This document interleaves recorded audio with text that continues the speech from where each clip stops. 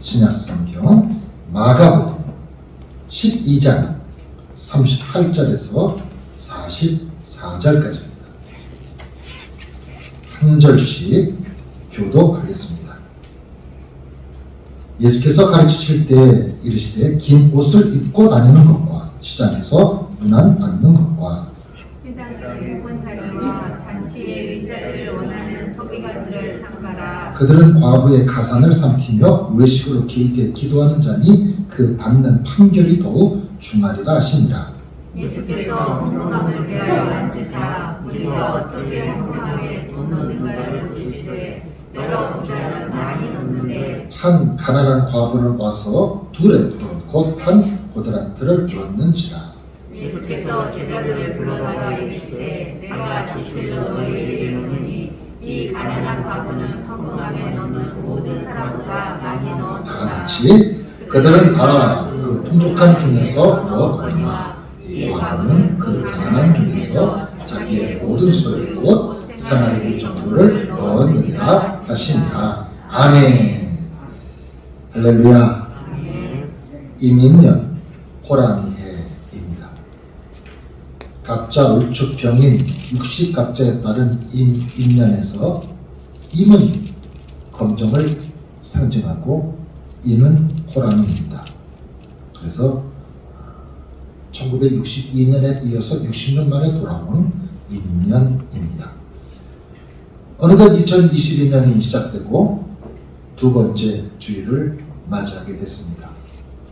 그래도 해가 바뀐 게 잘 실감나지 않아서 어디 뭐 날짜 쓸 때 2021년 1월 이렇게 썼다가 다시 고치는 그런 일도 있습니다.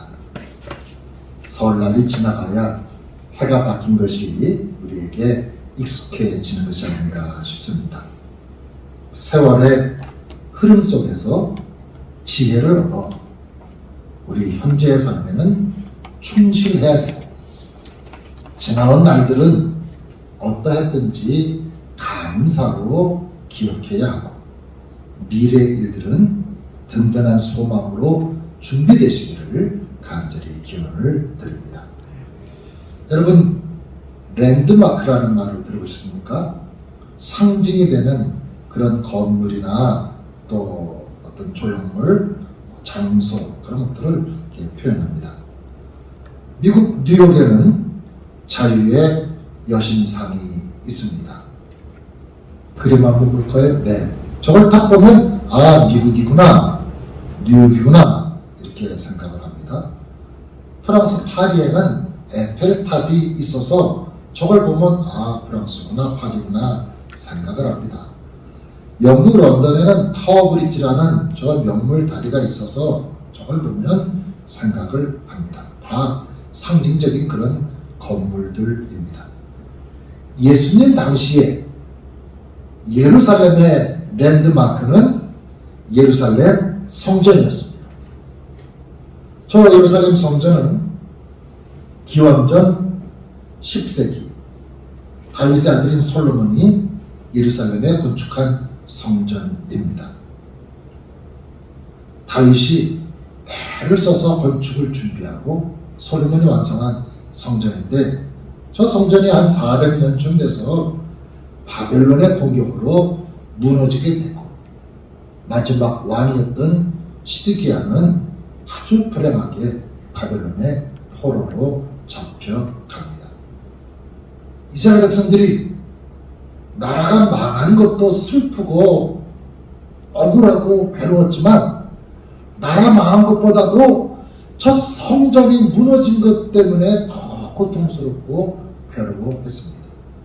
70년 만에 폴에서 돌아와서 성전을 재건했는데 연세가 높으신 어르신들이 보기에 어렸을 때 봤던 옛날 성전의 모습과 비교해보니 너무 초라했어요. 그렇죠. 첫 번째 성전은 다윗 왕이 국가적으로 건축 헌금을 하고 준비해서 지었으니 모든 성도들의 힘과 능력이 함께 앞에서 지어서 좋은 성전 멋있었는데 폴에서 돌아와서 지으려니 성전이 초라했죠. 많은 사람들이 그 성전을 보고 울었다고 했습니다. 이 성전도 또 무너졌습니다. 그러고 나서 예수님이 오시기 바로 직전에 당시의 왕이었던 헤롯이 40년에 걸쳐서 아까 보셨던 그 성전을 지은 겁니다. 오래 지었죠. 40년. 그런데 유럽에 보면 뭐 더 오랜 기간 짓는 큰 성당들도 있습니다. 40년 걸려서 그 성전을 지었는데 이 성전은 그 당시에 세계적인 건축물이었습니다. 그리고 이스라엘 모든 사람들이 예루살렘 성전에 대한 자부심이 대단했습니다. 신앙생활을 열심히 안 해도 우리 성전 이 생각들은 다들 가지고 있었습니다. 오늘날도 그런 분들이 있습니다. 큰 교회 다니고 마치 그 교회가 자기에게 무슨 영향을 주고 구원을 줄 것처럼 내가 신앙생활을 잘해야 되는데 그 성전도 주 70년 이스라엘이 로마로부터 독립하려다가 공격을 받아서 그 성전도 무너지게 되고 이스라엘 사람들을 다 이스라엘 땅 바깥으로 내쫓아 버립니다. 로마가. 그래서 주 70년에는 나라가 망하고 성전이 무너진 정도가 아니라 이스라엘 땅 안에 이스라엘 사람들이 거주하지 못하도록 다른 데를 다 흩어버린 겁니다. 그런데도 이 사람들이 1900년이 지나서 2차 대전 끝나고 난 뒤에 다시 나라를 세우고 글이 모여드는 거죠. 지금 이스라엘 대단한 사람들입니다.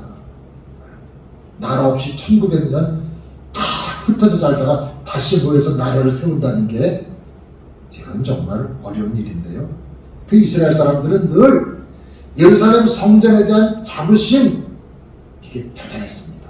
그리고 절기가 되면, 그 당시 절기는 우리의 절기와 다르죠. 그 당시에는 성탄절도 없었고 부활절도 없었잖아요.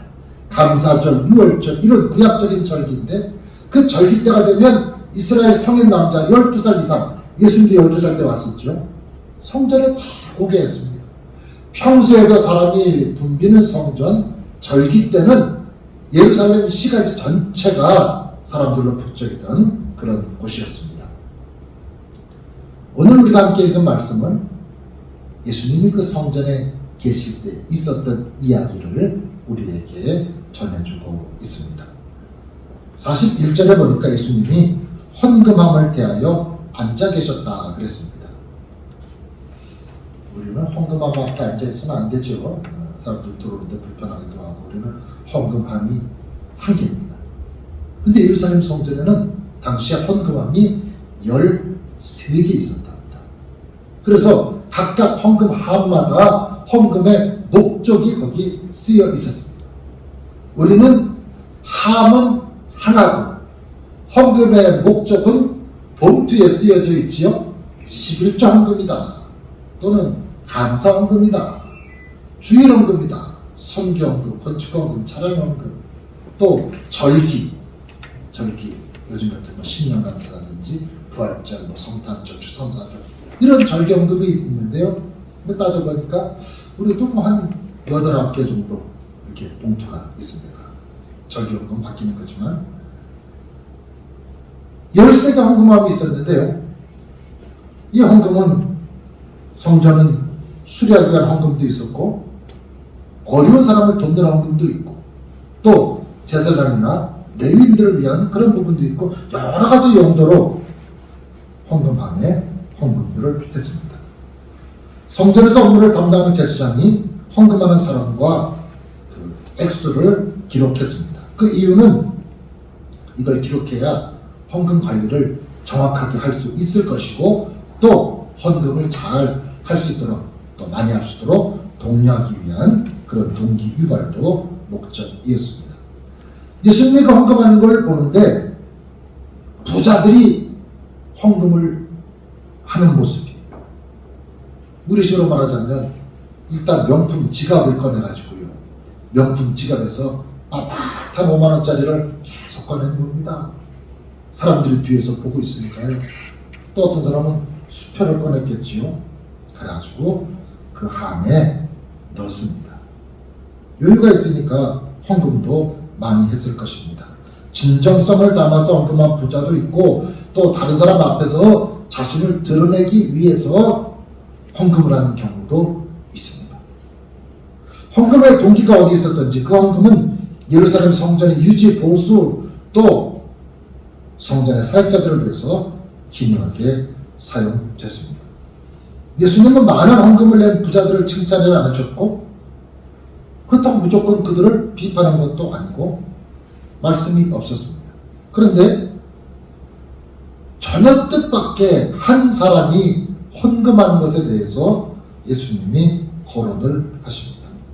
부자와 완전히 대비되는 가난한 과부입니다. 과부도 슬픈데 가난한 과부라니까 마음이 짠합니다. 저희 어머니도 가만히 제가 이렇게 보니까 아버지랑 한 25년 사시고 혼자 계신 지가 지금 한 35년이 지났네요. 그러네요. 25년 부부 그리고 한 36년 과부로 지내고 계시는데 이 가난한 과부가 두 렛돈을 헌금한 렛돈은 이게 동전의 단위거든요. 우리 동전은 지금 500원짜리가 제일 큰 거잖아요, 그죠? 그러니까 뭐 두 렛돈 헌금을 쓰면 500원짜리 두 개 하면 1,000원. 옛날 가치가 좀 있었으니까 뭐 많아야 한 2,000원 정도 이렇게 이 과부가 가난한 과부가 헌금을 했습니다. 근데 예수님이 이런 말씀을 하세요. 내가 진실로 너에게 이르노니 이 가난한 과부는 헌금함에 넣은 모든 사람보다 많이 헌금했다고 얘기를 하십니다. 액수는 얼마 안 되는데 부자의 헌금에 비해서 뭐 10분의 1, 100분의 1밖에 안 되는 그 헌금을 가지고 예수님이 많이 했다고 칭찬을 하십니다. 그 이유가 마지막 44절에 나오는데 다른 사람들은 풍족한 가운데서 자기 소유의 일부를 드렸는데 이 가난한 과부는 가진 것 전부를 드렸다는 것입니다. 전부. 그 돈을 뭐에 써야 됐을 돈일까? 집에 갈 때 연탄을 사가야 될 돈이었는지 쌀을 한 대박 팔아가야 되는 돈이었는지 라면을 몇 개 사가야 될 돈이었는지 그걸 다 헌금을 했답니다. 가난한 과부가 무슨 마음으로 생활비 전부를 헌금함에 넣었을까요? 많지는 않았지만 전부였습니다. 왜 그랬을까? 아무리 노력해도 가난을 벗어나기 어려우니까 차라리 남은 거 싹 헌금하고 굶어 죽으려고 했을까요? 아니면 누가 네가 헌금을 잘 안 해서 어려운 거야. 헌금을 해야 뭘 심어야 뭘 받지. 누가 그래서 그 말을 듣고 헌금을 했을까요? 아니면 하나님의 책임져 주십시오. 평범하지만 먹고 사는 걱정하지 않게 해달라고 하나님한테 최선을 다해서 헌금을 했을까요? 우리는 그 속사정은 모릅니다. 중요한 것은 이 가난한 과부가 자신의 전부를 드렸다는 겁니다. 즉, 내 모든 것을, 내 삶을 하나님께 바쳤다, 맡겼다라는 의미입니다. 그게 가능한 이유는 내 인생이 하나님의 손에 들려있다라는 믿음이 있었기 때문입니다. 이런 사람은 무엇을 먹을까 마실까 입을까 하는 걱정에 매이지 않습니다. 하나님이 선하시기 때문에 내 삶을 인도해 주실 것이라는 확신이 있습니다.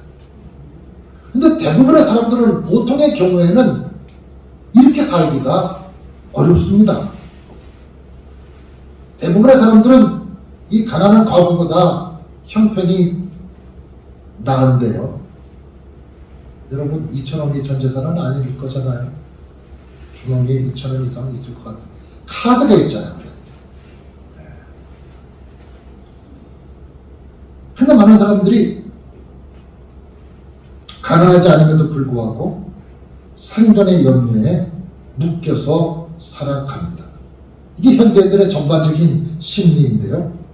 자신의 일상이 파괴되지 않을까 하는 두려움, 이 두려움이 우리의 의식과 무의식까지 지배합니다. 그리고 이 두려움을 없애기 위해서는 돈이 있어야 된다고 생각을 합니다. 돈이 있어야지. 어떤 사람은 돈보다 금이 있어야지. 화폐 가치는 바뀔지 모르지만 금은 전 세계 어디나 통용되는 금이 있어야지. 두려움을 극복하기 위해서는 많은 돈이 필요하다고 생각을 하고, 마치 북한의 무기에 맞서기 위해서는 우리는 더 센 무기를 많이 만들어야 된다고 생각을 합니다. 저는 미국 사회에 조금 이렇게 아쉬운 부분이 있는데, 개인이 총기 소지를 하는 거. 불안하니까 총기를 가지고 있는데, 제가 볼 때 그 총이 더 불안해. 나를 방어하기 위해서 총을 가지고 있는 건데 그 총이 나를 더 불안하게 만드는 것 같아요. 이게 사람들의 살아가는 생리입니다. 실제로 가난하고 힘이 없으면 삶이 고단한 거 아니냐, 그런 이야기를 합니다. 이해는 가지만 그렇게 도움이 되지는 않습니다. 가난하면 불편할 수는 있지만 불안한 것은 아닙니다. 넉넉하면 삶이 편리할 수는 있지만 행복한 것은 아닙니다. 이게 물질이 우리의 행복과 직결되지는 않는다라는 것입니다. 가난하기 때문에 할 수 없는 일과 가난하더라도 할 수 있는 일이 무엇인지 생각해 봐야 됩니다. 가난해서 할 수 없는 일은 부자가 돼야만 할 수 있는 일입니다. 예를 들면 이런 거죠. 은행에 예금을 많이 넣어놨습니다. 적금을 넣어놨습니다. 연금을 많이 들어놨습니다. 보험을 들어놨습니다. 죽을 때까지 걱정이 없고, 죽을 때까지가 아니라 나 죽으면 부인한테까지, 부인 죽으면 자식한테까지 그렇게 쌓아놓으면 부자는 그런 거 할 수 있습니다. 큰 집, 좋은 자동차, 아까 우리 그림에서 봤던 해외여행, 집에 쌓아놓은 현금, 귀금속과 명품, 일부 호텔에서 밥 먹는 거, 비싼 그림을 사두는 거, 이런 것들을 구하고 이런 것들을 누리면 기쁨이 있을 수 있겠지만 그거 잠깐입니다. 잠깐입니다. 여러분, 큰 집 살면 기쁘지만 큰 집에 살면은요 다른 사람이 보입니다.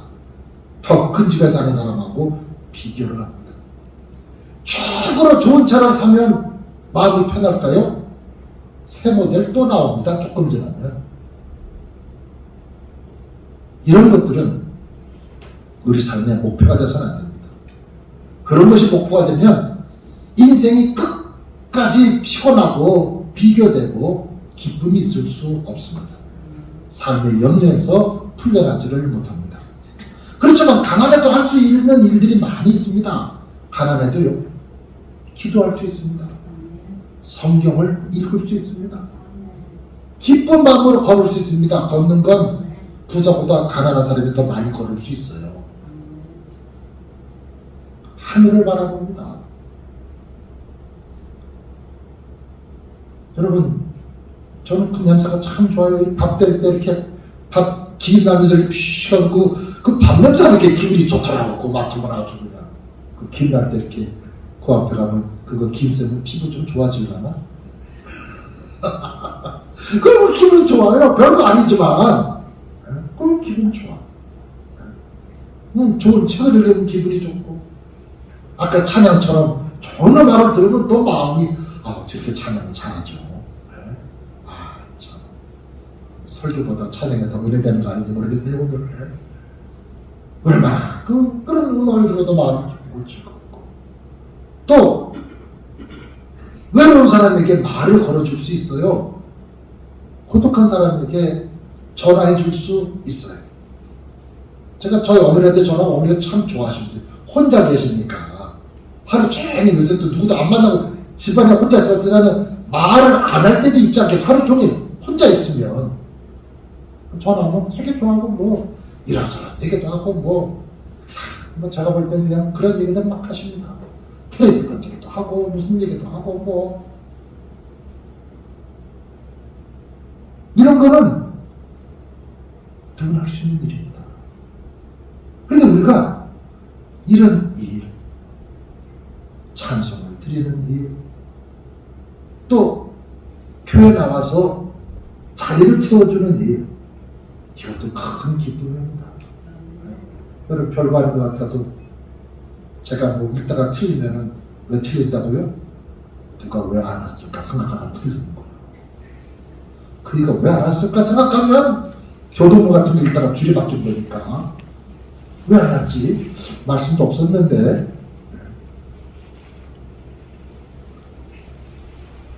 이런 신앙적인 일 살아가면서 소소한 것에 일상의 삶 속에서 기쁨을 찾는 사람은 인생이 행복할 수가 있어요. 즐거울 수가 있어요. 가난해도 행복할 수가 있는데 부자가 되려고 삶을 소비하고 안타까워 경쟁하는 것은 하나님을 믿는 사람으로서만이 아니라 일반인으로서도 어리석은 일입니다. 그렇다고 제가 여러분한테 뭐 불편하게 살라는 건 아닙니다. 오늘 가난한 과부의 헌금 얘기에 앞서서 서기관 얘기를 하셨습니다. 상당히 대비됩니다. 이 서기관은 38절에서 40절에 나오고 있는데요.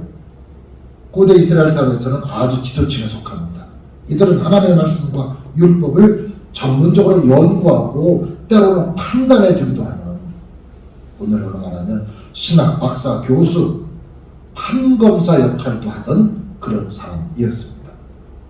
누구나 부러워할 만큼 사회적 지위와 명예가 높은 사람인데 예수님은 저들을 삼가라고 말씀하시면서 떨어져 지내라. 저 사람들하고 가까이 가고 싶은데 떨어져 지내라. 그런 얘기합니다. 여러분 높은 판사 한 사람 좀 알면 괜히 힘들어가지 않을까요? 요새 판사보다 검사를 알아야 돼요. 높은 검사 하나 알면 괜히 뭐 자신이 있고 정치인 누구 알면 뭐. 근데 예수님이 왜 그들을 삼가라고 하셨을까? 38절 39절에 보니까 이 서기관들이 늘 긴 옷을 입고 다닙니다. 가운이 길어서 불편하네 막. 이 긴 옷을 입고 다닙니다. 권위죠. 긴 옷을 입습니다. 그리고 다른 사람한테 인사받는 걸 좋아해요. 시장에 사람들 많이 다니는 사람들이 안녕하십니까 해서 그래 이러고 다니는 걸 좋아하는 거예요. 이 정치인들 뭐 이런 거 있잖아요. 왜? 그런 걸 좋아하는 거예요. 예수님 그런 것을 조심하라고 하십니다. 40절에 구체적으로 말씀하시는데요. 그들이 과부의 가상, 과부의 재산을 삼켰다고 했습니다. 자, 이런 거 잘 해석해야 됩니다.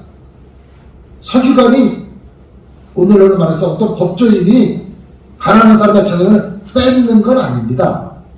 뺏는 건 아닌데 변호사 한 번 만나려면 수임료가 보통 비싼 게 아닙니다. 일반 우리가 체감하는 거에 비해서 우리 생각의 몇 배는 비쌉니다. 변호사 얼굴 한번 보기가 쉬운 일이 아닙니다. 그러니 이들은 이런 식으로 가난한 사람에게 높은 대가를 요구하고 위선으로 다른 사람 앞에서 신앙을 자랑하는 모습을 보였다는 겁니다. 그래서 예수님이 이들은 더 엄하게 책망받을 것이라고 말씀을 합니다. 그래서 예수님은 이런 서기관에 이런 거 되지 말라. 그럼 오늘 우리가 볼 때 그럼 서기관은 다 나쁜가? 세상에 성공하는 사람, 정치인 되는 건 다 나쁜 일인가? 높은 사람들에게 다 나쁠까? 중요한 말씀은 높은 자리에 올라가더라도 믿음을 지켜야 된다는 거죠. 신앙을 지켜야 된다는 거죠. 그런데 그런 자리에서 신앙을 지키는 일이 어렵다라는 겁니다. 정치하면서 신앙 지키기가 참 힘들다는 거예요. 거예요. 정치인들이 믿음이 없어서 주일 성수를 잘 못하는 게 아니라 제가 가만히 보면 진짜 그 사람들 사는 게 지역구에 왔다 갔다 했다가 서울에 사무실 왔다 갔다 했다가 여기 가고 저기 가고 주일을 해서 그러니까 참 그런 높은 자리에 올라가서 믿음 지키는 게 이게 어려운 일입니다.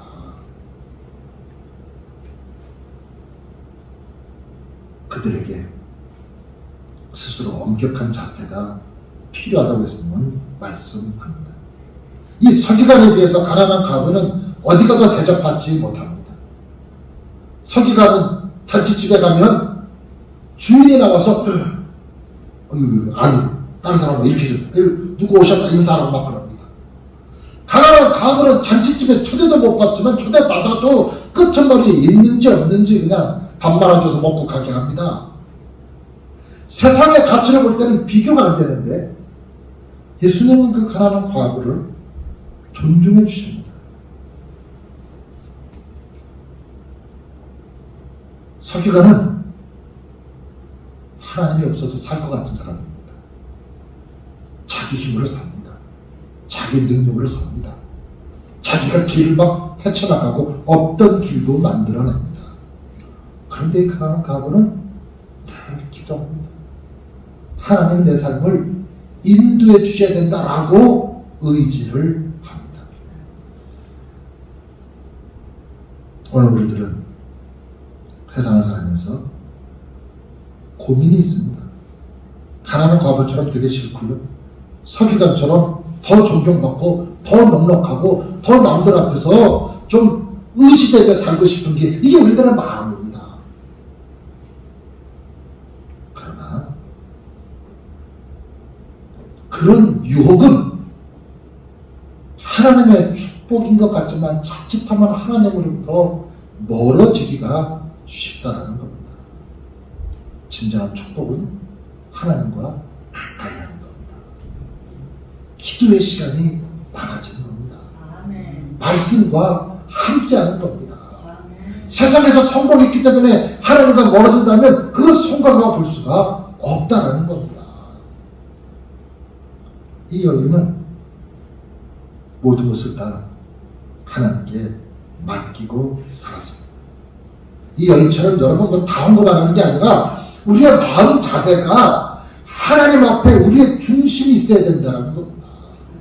신앙생활이 우리 삶의 한 부분, 일부가 아니라 신앙생활이 전부가 돼야 된다는 겁니다.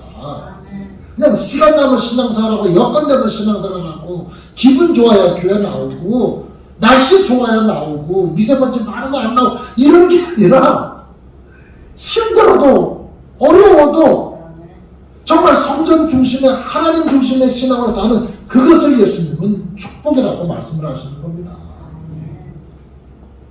이 여인이 그런 자세로 하나님 앞에 헌신을 했던 겁니다. 옥합을 깨서 예수님에게 부어드린 여인이 생각납니다. 비싼 그 향유를 주님께 드리는데 최고로 비싼 거, 가장 좋은 거. 근데 여기서 저는 옥합에서 그 향을 이렇게 부어드린 게 아니라 옥합을 깼다고 그랬어요. 아니 그 옥합 그릇은 왜 깨? 안에 것만 이렇게 부어드리면 되지. 이게 무슨 마음이었을까요? 그걸 부어드리고 그 병을 가지고 옥합을 가지고 있으면 그 합이 그 예수님에게 부어드렸던 건데 거기다 또 뭘 담을 수 있잖아요. 이 여인은 이 옥합은 주님께만 드리는 거야. 그런 마음으로 안에 내용물도 마치고 옥합도 깰 거예요. 내 모든 귀한 것은 오직 주께만. 오늘 두렵던 적은 거지만 주님께 전부를 맡긴다는, 내 삶을 맡긴다는 그런 표현이 거기에 담겨 있습니다. 오늘 이 마음으로 우리의 향유 옥합을 주께 드리는 우리 모두가 될 수 있기를 간절히 기원을 드립니다.